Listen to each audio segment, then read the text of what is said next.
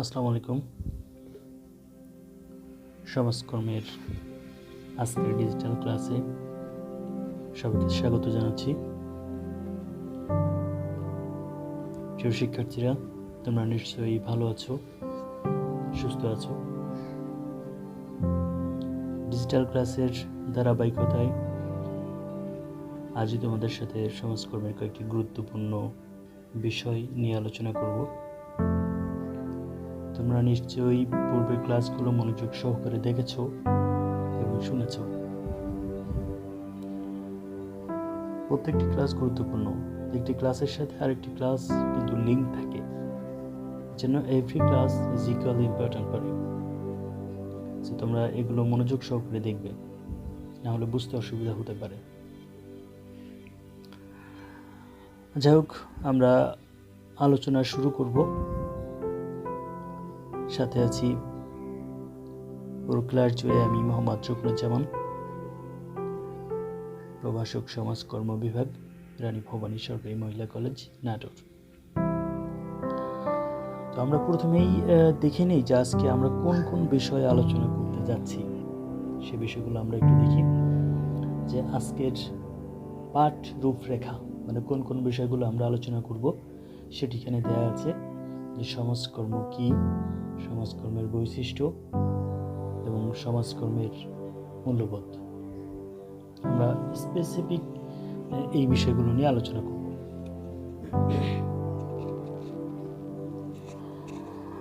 তো সমাজকর্ম কি এই বিষয়টা আমরা আগে আলোচনা করেছি, কিন্তু যেহেতু এখানে আমি সমাজকর্মের বৈশিষ্ট্য নিয়ে আলোচনা করব এবং সমাজকর্মের মূল্যবোধ নিয়েও আলোচনা করব, এই কারণে সমাজকর্ম কি বিষয়টি নিয়ে আমার আবার একটু আলোচনা করতে হচ্ছে। তো আমরা দেখি আজকের লেসন প্ল্যানে চলে যাই। কি আছে প্রথমে যেটি দিয়ে আছে সমাজকর্ম কি, আমরা এই প্রথম যে বাংলা ডেফিনেশনটা এটা আগের ক্লাসে আমরা দিয়েছিলাম। তারপরেও যেহেতু আমরা বৈশিষ্ট্য আলোচনা করব, সেই কারণে আবারও তোমাদের এই সমাজকর্মের দুটা সংজ্ঞা দেওয়া আছে একই বিষয়ে, কিন্তু এখানে দ্বিতীয় আরেকটি সংজ্ঞা দেওয়া আছে। আমি প্রথম সংজ্ঞাটা প্রথম ক্লাসে আলোচনা করেছিলাম, সো আমি এটাতে আর যাচ্ছি না। একই কথা, নিচে আরেকটি সংজ্ঞা দেওয়া আছে। আমি পূর্বের ক্লাসে ডাব্লিউ ট্রেডলাইনারের একটা সংজ্ঞার কথা বলেছিলাম, যেটা ইন্ট্রোডাকশন টু সোশ্যাল ওয়েলফেয়ার, এই বইটাতে দেওয়া আছে। আজকে আরেকটি ইংরেজি ডেফিনেশন রয়েছে, সেই ডেফিনেশনটা নিয়ে আমরা একটু আলোচনা করতে চাই। এটি সমাজকর্মের শিক্ষার্থীদের জন্য অত্যন্ত গুরুত্বপূর্ণ। 1970-তে NASW, national association of social workers, এই ডেফিনেশনটি দিয়েছে। তারা বলেছে social work is the professional activity of helping individuals, groups or communities enhance or restore their capacity for social functioning and creating societal conditions favorable to that goal. এর অর্থ হচ্ছে সমাজকর্ম হচ্ছে একটা পেশাদার কর্মকাণ্ড যা সাহায্য করে ব্যক্তি, দল এবং সমষ্টিকে, যাতে কি হয়, তারা তাদের সামাজিক ভূমিকা পালন করতে পারে, সেই ক্ষমতা পুনরুদ্ধার এবং শক্তিশালী হয়, এবং এই লক্ষ্যে একটা সামাজিক পরিবেশ তৈরি করে, যে পরিবেশটা তাদের এই সামাজিক ভূমিকা পালন, ক্ষমতা পুনরুদ্ধার এবং শক্তিশালীকরণের জন্য উপযোগী। এটিই হচ্ছে NSW বলেছে। তো NSW এই ডেফিনেশনটা তোমাদের জন্য খুবই গুরুত্বপূর্ণ। এটি যে কোনো ডেফিনেশনের ক্ষেত্রে, যে কোনো ক্ষেত্রে যদি সমাজকর্মের ডেফিনেশন পরীক্ষায় আসে, তাহলে তোমরা এই ডেফিনেশনটা স্পেশালি ব্যবহার করবে। এটা হচ্ছে তোমাদের জন্য একটা অন্যতম সাজেশন। তো এর মধ্যেই কিন্তু আমি সমাজকর্মের যে বৈশিষ্ট্য আমি কিন্তু বলে ফেলেছি, অনেকটা বলে ফেলেছি। তোমাদের বলে রাখি, যে কোনো বিষয়ের যখন কোনো পরীক্ষায় বৈশিষ্ট্য আসে, তখন ওই বিষয়টা কি এটা তুমি আগে ভালোভাবে জেনে নেবে, কারণ ওই বিষয়টা কি এটি যদি তুমি ভালোভাবে না জেনে নাও, তাহলে কিন্তু তুমি বৈশিষ্ট্য লিখতে পারবে না।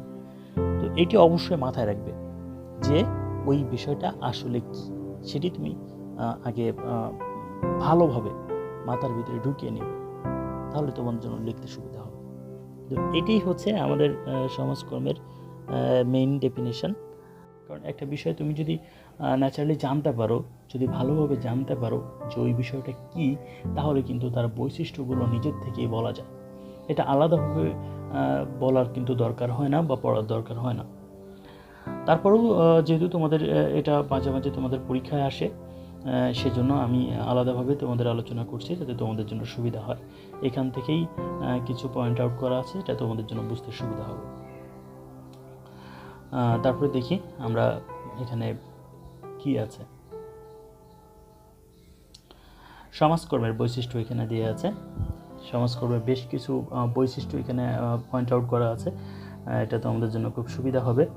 এগুলো যদি তোমরা নোট করে নিতে পারো তাহলে তোমাদের জন্য খুবই সুবিধা হবে।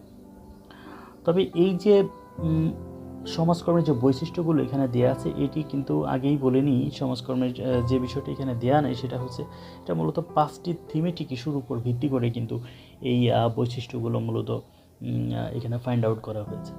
তো এই 5টা থিম সমাজকর্মের অনুশীলনের ক্ষেত্রে খুবই গুরুত্বপূর্ণ।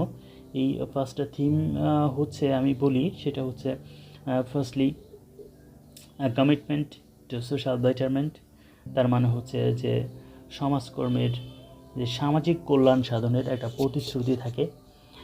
তারপরে রয়েছে গোল টু এনহ্যান্স সোশ্যাল ফাংশনিং, যে সামাজিক যে ভূমিকা পালন শক্তিশালীকরণে সমাজকর্মের একটা লক্ষ্য, সামাজিক যে ভূমিকা পালন করবে। তারপর রয়েছে অ্যান অ্যাকশন ওরিয়েন্টেশন, এটা সমাজকর্ম হলো একটা কর্মমুখী একটা শিক্ষা, সেই বিষয়টা বলা হয়েছে। Number 4 an appreciation পারসু human diversity, এবং 5 নাম্বারে যেটি আছে পার্সোনাল প্র্যাকটিস পার্সপেক্টিভ। মূলত এই 5টা থিম এর উপর ভিত্তি করে সমাজকর্মের এই বৈশিষ্ট্যগুলো আমরা আলোচনা করতে পারি। তো সমাজকর্মে এখানে যে বৈশিষ্ট্যগুলো দেওয়া আছে সেটি হচ্ছে, প্রথমে দেওয়া আছে দেখো, বৈজ্ঞানিক জ্ঞান, দক্ষতা ও নিজস্ব মূল্যবোধ। সমাজকর্মের কিন্তু নিজস্ব নলেজ রয়েছে, নিজস্ব স্কিলস রয়েছে এবং নিজস্ব ভ্যালুস রয়েছে। প্রত্যেকটা পেশাদার যে সাবজেক্টগুলো আছে, পেশাদার যে বিষয় কর্মকাণ্ডগুলো আছে, সেখানে প্রত্যেকটি জায়গায় কিন্তু নিজস্ব কিছু জ্ঞান থাকে, নিজস্ব কিছু দক্ষতা থাকে এবং মূল্যবোধ থাকে। তো সমাজকর্মে কিন্তু সেই নলেজ রয়েছে, সেই স্কিলস রয়েছে এবং কিন্তু ফিলসফিক্যাল কিছু ভ্যালুস রয়েছে সমাজকর্মের, যার উপর ভিত্তি করে এই পেশাদার কর্মকাণ্ডটি পরিচালিত হয়। তারপরে রয়েছে সাহায্যকারী পেশা। সাহায্যকারী পেশা আমরা ডেফিনেশনে কিন্তু বলেছি যে এটা হচ্ছে হেল্পিং প্রফেশন আর প্রফেশনাল অ্যাক্টিভিটি। যেহেতু এটা পেশাদার কর্মকাণ্ড, আমরা কিন্তু যে ডেফিনেশন যখন বিস্তারিত আলোচনা করেছিলাম তখন কিন্তু বলেছিলাম যে এটা পেশা, কিন্তু কোন ধরনের পেশা? সাহায্যকারী পেশা, আমরা বারবার বলে থাকি। It's helping profession, it's an enabling profession. আমাদের 3 নম্বরে দেওয়া আছে সক্ষমকারী পেশা, তার মানে হচ্ছে এটাকে আমরা হেল্পিং প্রফেশন বা এনাবলিং প্রফেশন বলতে পারি। তারপরে যেটি রয়েছে পেশাদার সেবা, আমরা প্রথমে বলেছি একই কথা, কিন্তু এটা আলাদা আলাদা ভেঙে ভেঙে লেখা যাতে তোমাদের বুঝতে সুবিধা হয়। যে প্রফেশনাল সার্ভিস, এটা নিয়ে আমরা বহুবার বলেছি। সম্পদের সদ্ব্যবহারের কথা বলা হয়েছে, যেখানে সমাজকর্ম কিন্তু অলওয়েজ, সমাজকর্মের যে লক্ষ্য এবং উদ্দেশ্য তোমরা গত ক্লাসে দেখেছ, প্রপার ইউটিলাইজেশন অফ রিসোর্সেস, আমাদের সমাজের যে সম্পদ রয়েছে সেগুলো কিন্তু প্রপারলি ইউটিলাইজ করাই হচ্ছে সমাজকর্মের একটি অন্যতম বৈশিষ্ট্য। কারণ আমাদের কিন্তু লিমিটেড রিসোর্স সমাজে, তো সেই রিসোর্সকে কীভাবে কাজে লাগিয়ে আমাদের সমস্যাগুলো সমাধান করতে পারি সেটি কিন্তু সমাজকর্মের অন্যতম একটি লক্ষ্য। তো সেই লক্ষ্যের আলোকেই এই সমাজকর্মের বৈশিষ্ট্যটি এখানে দেওয়া আছে। তারপরে দেওয়া আছে যে সমন্বিত শিক্ষা কার্যক্রম। শিক্ষা কার্যক্রম এটাও হচ্ছে একটি সমাজকর্মের একটি অন্যতম বৈশিষ্ট্য। বিভিন্ন শিক্ষা কার্যক্রমগুলোকে সমন্বয় করে এখানে সমস্যার সমাধানের একটা ওয়ে তৈরি করা হয়, সেটা বলা হয়েছে। একটি মৌলিক প্রক্রিয়া বলা হয়েছে। তার মানে সোশ্যাল ওয়ার্কের বেসিক কিছু নলেজ রয়েছে, সেই নলেজের উপর ভিত্তি করে কিন্তু একটা প্রবলেম সলিউশনের দিকে যাওয়া হয়। এখানে একটা থেরাপিউটিক প্রসেস রয়েছে, যার মাধ্যমে সমাজকর্ম কিন্তু কোনো ব্যক্তির সমস্যার সমাধান করে থাকে।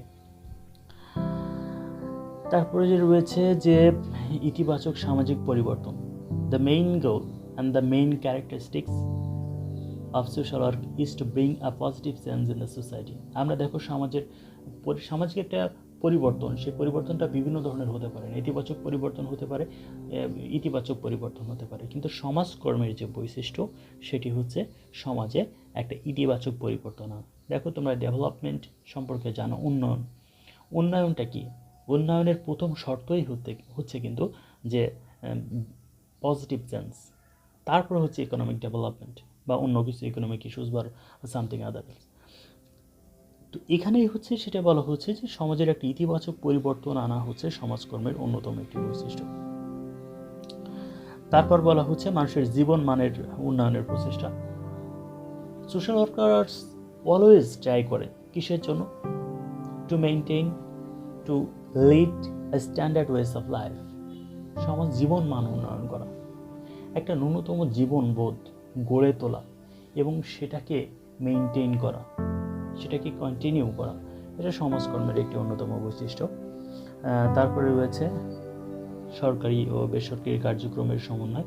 দেখো সমাজকর্মের যেহেতু এটা পেশাদার কর্মকাণ্ড, সো এখানে সরকারি কার্যক্রম যেমন রয়েছে তেমনি বেসরকারি কার্যক্রম কিন্তু রয়েছে।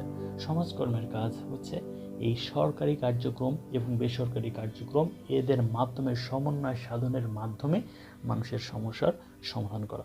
তো এটি হচ্ছে আমাদের সমাজকর্মের বৈশিষ্ট্য।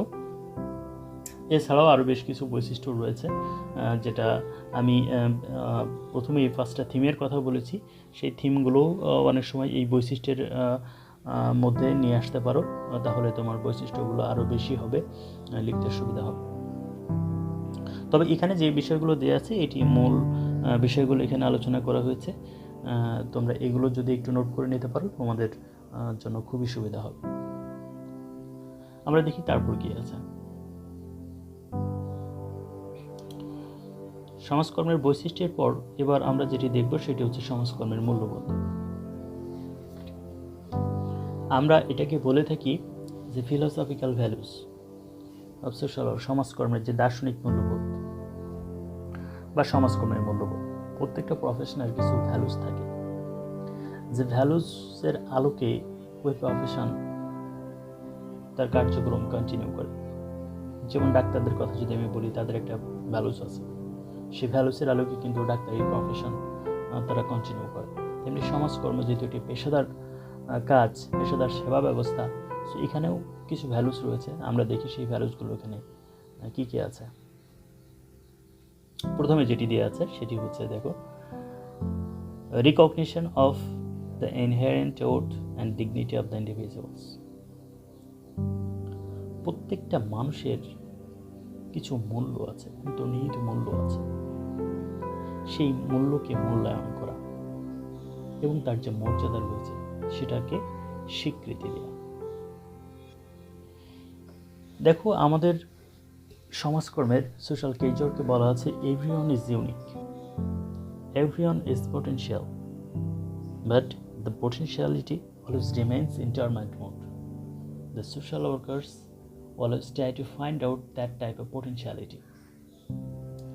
সমাজকর্মে যেটা বলে, ব্যক্তি সমাজকর্মে যেটা বলা হয়েছে যে প্রত্যেকটা মানুষ কিন্তু ইউনিক, অনন্য মেধার অধিকারী, কিন্তু অনেক সময় দেখা যায় সেটি ডরমেন্ট অবস্থায় থাকে, সুপ্ত অবস্থায় থাকে, এবং সেগুলোকে ফাইন্ড আউট করাই কিন্তু সমাজকর্মীদের একটি অন্যতম কাজ বা সমাজকর্মের একটি অন্যতম কাজ।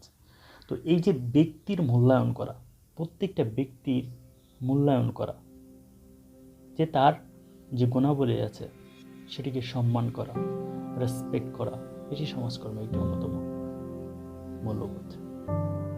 তারপরে যেটি রয়েছে right two self determination. Self determination এখানে হচ্ছে আত্মনিয়ন্ত্রণ। তার মানে হচ্ছে আমি যখন আমার কাছে কোনো ক্লায়েন্ট আসবে, একজন সমাজকর্মীর কাছে কোনো ক্লায়েন্ট আসবে, তার উপর সমাজকর্মী তার নিজের কোনো সিদ্ধান্ত চাপিয়ে দিবে না, বরং একটা পরিবেশ তৈরি করবে যে পরিবেশে ওই ক্লায়েন্ট স্বতঃস্ফূর্তভাবে তার কথাগুলো বলতে পারবে, তার সমস্যার কথাগুলো বলতে পারবে, এরকম একটা পরিবেশ তৈরি করা। সেই জন্য তার নিজের মতো করে নিজের কথাগুলো নির্ভয়ে বলতে পারে সেরকম একটা পরিবেশ তৈরি করা, এই অধিকারটুকু দেওয়া যাতে সমাজকর্ম হস্তক্ষেপ না করে তার ক্লায়েন্টের কথাগুলো তার ক্লায়েন্টের মতো করে শুনবে, এরকম একটা পরিবেশ তৈরি করা, সেটাই হচ্ছে আত্মনিয়ন্ত্রণের অধিকার। তার মানে সে তার কথাগুলো যেন বলতে পারে। তারপরে যেটি রয়েছে ইকুয়াল অপরচুনিটিস ফর অল, সকলের জন্য সমান সুযোগ। দেখো এখানে ধনী একরকম আচরণ ধনী ব্যক্তির সাথে করা হবে এবং গরিব মানুষের সাথে আরেক রকম আচরণ করা হবে। সমাজকর্ম কিন্তু এই নীতিতে বিশ্বাসী না। এখানে colour, cast, religion, irrespective of all this, সকলের সাথে সমান ব্যবহার করবে সমাজকর্ম। এটি হচ্ছে সমাজকর্মের মূল্যবোধ। এখানে স্পেসিফিক কাউকে বিশেষ গুরুত্ব দেওয়া হবে, কাউকে বিশেষ গুরুত্ব দেওয়া হবে না, এরকমটি কিন্তু সমাজকর্মের কোনো সুযোগ নাই। সমাজকর্মের পেশাদার সমাজকর্মের কোনো সুযোগ কিন্তু নাই। সকলের সাথে সমান ব্যবহার করা হবে, সকলের সমান সুযোগ গ্রহণ করবে। এটা হচ্ছে সমাজকর্মের একটি অন্যতম মূল্যবোধ। তারপরে যেটি রয়েছে যে সোশ্যাল রেসপন্সিবিলিটি। দেখো সমাজকর্মী যেমন একদিকে পেশাদার সমাজকর্মী, তেমনি কিন্তু সে একজন সোশ্যাল বিংস। তো সমাজের একজন ব্যক্তি হিসেবেও কিন্তু তার অনেক দায়িত্ব রয়েছে। তো সমাজের যে দায়িত্বগুলো তার রয়েছে, সেই দায়িত্বগুলোকে সঠিকভাবে পালন করাও কিন্তু তার কাজ। সুতরাং সামাজিক দায় দায়িত্বর পাশাপাশি সে একজন প্রফেশনালস, পেশাদার সার্ভিস সে দিচ্ছে। সুতরাং এই দুইটা বিষয়কে কম্বাইন করে যদি সার্ভিস দেওয়া যায়, তাহলে কিন্তু আমাদের টার্গেট গ্রুপ যারা থাকবে বা ক্লায়েন্ট যারা থাকবে, তারা কিন্তু প্রপার সার্ভিসটা পাবে, সেটি এখানে বলা হয়েছে। তো তারপরে যেটি রয়েছে যে এখানে একটা টোটাল ভিউজ, সামগ্রিক একটা দৃষ্টিভঙ্গি। তার মানে আমরা সামগ্রিক উন্নয়নকে এখানে সাপোর্ট করি, সেইভাবে বলা হয়েছে যে every types of development such as social, economic, political, psychological, religious and every types of development is included in social work and we always emphasize on these types of development. সেই কথাটা এখানে বলা হয়েছে আমরা এই সামগ্রিক দৃষ্টিভঙ্গির মধ্যে। তারপরে যেটি রয়েছে সম্পদের সদ্ব্যবহার। আমরা কিন্তু বৈশিষ্ট্যের ক্ষেত্রে বলেছি যে সম্পদের সদ্ব্যবহারের কথা বলেছি, যে আমাদের যে লিমিটেড রিসোর্স আছে, সেই লিমিটেড রিসোর্সকে যদি আমরা ইউটিলাইজ করতে পারি, আমাদের চাহিদার সাথে সমন্বয় সাধন করতে পারি, তাহলে কিন্তু আমাদের সমস্যাগুলো দ্রুত সমাধান হবে। তো সেটি সম্পদের সদ্ব্যবহার, এটি সমাজকর্মের একটি অন্যতম গুরুত্বপূর্ণ একটি মূল্যবোধ। যে আমরা যদি এই সমাজের রিসোর্সগুলোকে ইউটিলাইজ না করতে পারি, তাহলে কিন্তু আমাদের সমস্যা সঠিকভাবে সমাধান হবে না, বা আমরা যেটাকে সাস্টেইনেবল ডেভেলপমেন্ট বলি, টেকসই উন্নয়নের একটা কথা আমরা বলে থাকি, যে টেকসই উন্নয়ন কিন্তু সম্পদের সঠিক ব্যবহার বা সদ্ব্যবহার না করলে কিন্তু সম্ভব নয়।